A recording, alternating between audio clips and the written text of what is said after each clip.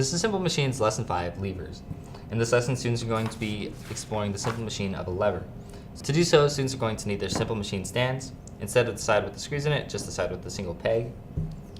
A half-meter stick, which is going to act as a lever arm. A spring scale, an additional S-hook, a large rubber band, their jewelry boxes, and 5 washers. So to set this up, students should just take their lever arm or the half-meter stick and place the center point or the fulcrum on the simple machine stand, like so. Students here are going to be measuring several different things, including how much effort or force is needed to balance the lever and the scale using the washers and the spring scale, as well as the distance that the scale moves, the distance between the fulcrum and the loads, and many different things like that. So there are 2 different holes in each side of the lever arm, one at the 15 centimeter mark and one at the 5 centimeter mark, so students can explore using both of those. To set up the lever, students should take one end of their spring balance and attach it to one end of the lever arm, like so.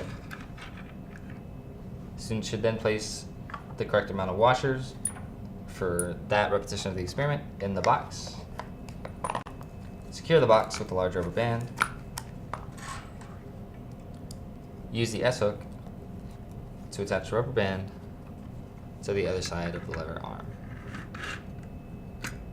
like so. Students should then use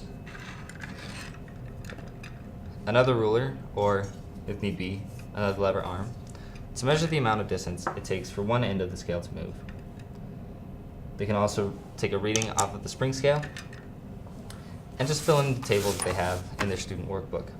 At the end of the experiment, students should compare their answers and figure out where first-class levers are the most effective and where they're not so much. And that concludes Lesson 5.